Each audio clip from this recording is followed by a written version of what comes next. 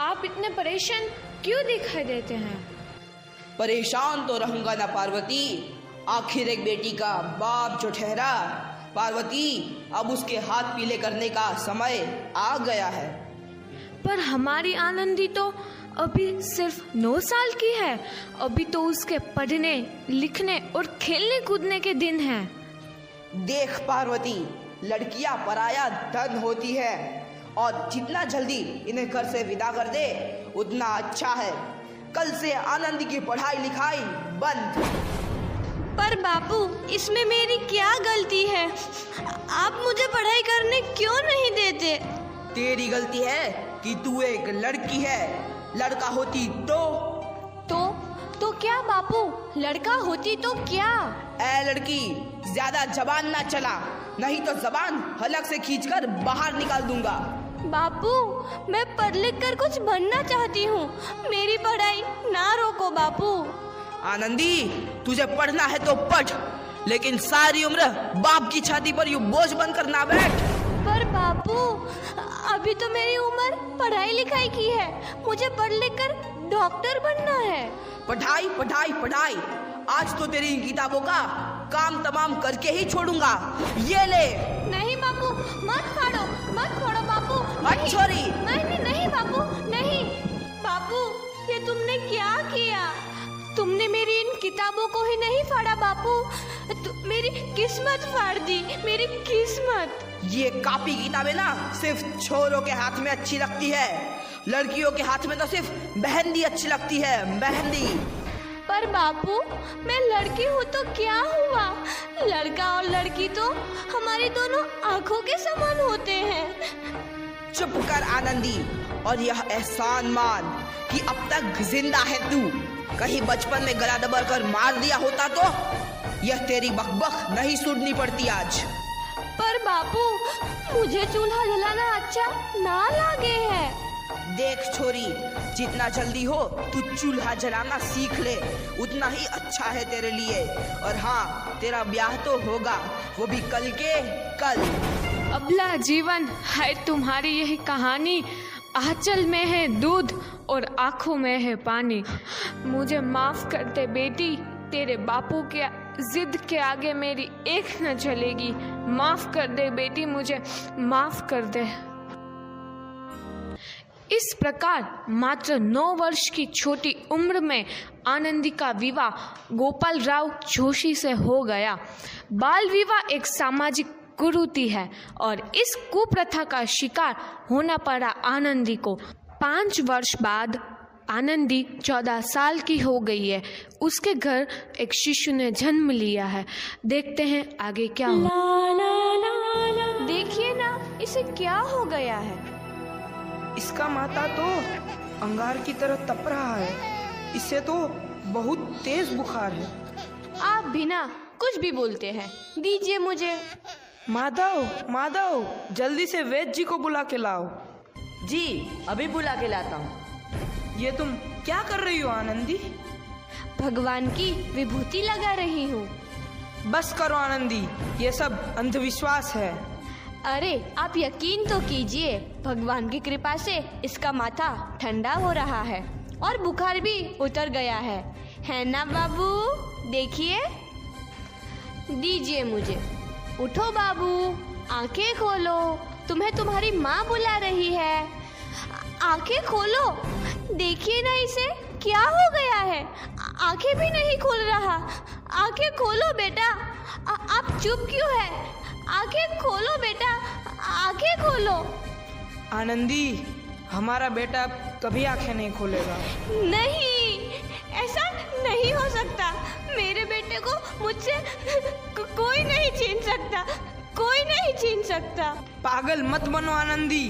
माधव, माधव। आनंदी, बंद करो ये पागलपन। भगवान ने मेरा बच्चा छीन लिया। भगवान ने नहीं, तुम्हारी अशिक्षा और अंधविश्वास ने तुम्हारा बच्चा छीना है। अगर तुम पढ़ी लिखी होती तो आज हमारा शिशु जीवित होता। तुम अनपढ़ थे आनंदी, अनपढ़। नहीं, अब मैं अनपढ़ नहीं रहूंगी। नहीं रहूंगी मैं अनपढ़। मैं पढ़ूंगी ताकि कल किसी और आनंदी को इलाज के अभाव में अपना बच्चा ना खोना पड़े। शाबाश आनंदी, और यही तुम्हारे अपराध के लिए प्रायश्चित भी है।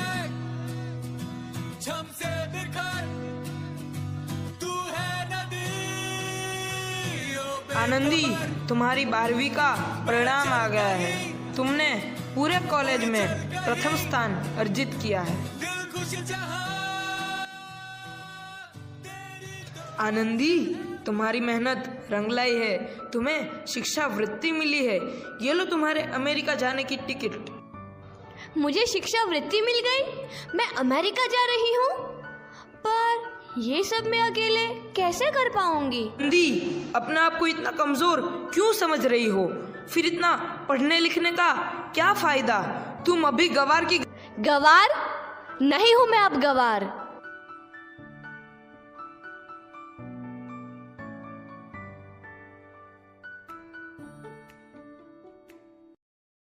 तो इस प्रकार 7 अप्रैल 1883 को आनंदी अमेरिका के पेंसिल्वेनिया के लिए रवाना हुई और 3 साल बाद उन्होंने डॉक्टर ऑफ मेडिसिन की उपाधि प्राप्त कर ली। इधर आनंदी के पिता की तबीयत बहुत खराब है। आगे क्या होता है देखते हैं। लगता है अब मेरे जाने का समय आ चुका है। अब मैं नहीं बचूंगा। ऐसा मत बोलो। शहर के सिटी हॉस्पिटल में अमेरिका से डिग्री लेकर कोई बड़ा डॉक्टर आया है। एक बार वहाँ चलकर दिखा लेते हैं। हाँ, सही बोला भैया। कम से कम दिल को तसल्ली तो मिल जाएगी। हाँ हाँ, चलो चलो जल्दी हॉस्पिटल चलते हैं।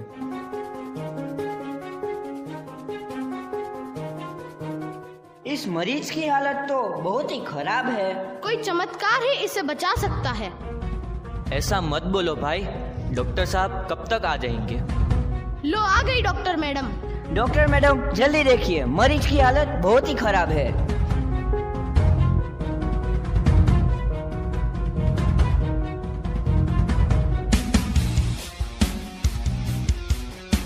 अब आप बिल्कुल ठीक हैं।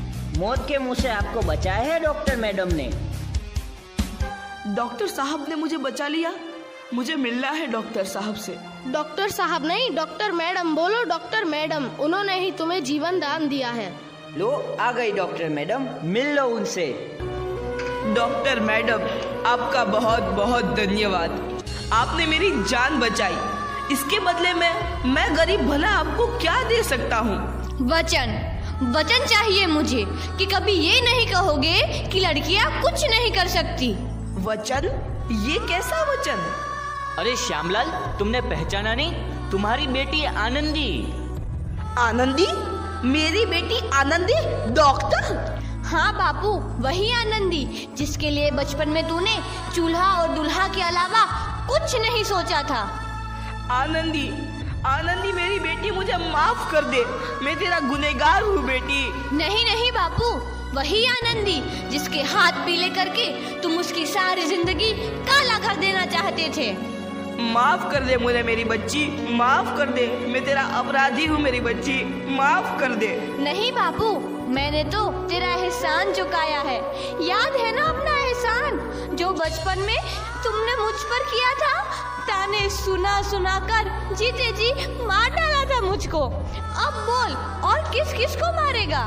आनंदी बेटी, मुझे माफ कर दे मेरी बच्ची। मैं तेरा गुनहगार हूँ। बापू, आपने ही तो बोला था किताबें सिर्फ बेटों के हाथ में अच्छी लगती है, बेटियों के हाथ में तो सिर्फ मेहंदी। बेटों और बेटियों में फर्क करना तो आंखों में फर्क करने समान है। एक का पढ़ना और दूसरे का ना पढ़ना सामाजिक अंधकार है बापू, सामाजिक अंधकार। उपकार मांगता हूँ मैं तुझ जैसी बेटी का, जिसने सारी उम्र मुझसे कुछ ना मांगा तो सिर्फ बराबरी का दर्जा। वरना सच तो यह है कि मैं तेरी माफी के लायक भी ना हूँ। मुझ जैसा बाप तेरी बराबरी कर सके उसके मैं लायक भी ना हूँ मेरी बेटी, मैं लायक भी ना हूँ। अपने बापू को क्या माफ नहीं करोगी आनंदी? माफ कर दो आनंदी, माफ कर दो। सुबह का भूला यदि शाम को घर लौट आए तो उसे भूला नहीं कहते। बापू। तो इस प्रकार आनंदीबाई जोशी ने अपनी मेहनत और अटूट इरादे से न केवल भारत की पहली महिला डॉक्टर बनी, बल्कि आगे चल के उन लड़कियों के लिए सुनहरा रास्ता दिखा गई जो जीवन में कुछ करना चाहती थी।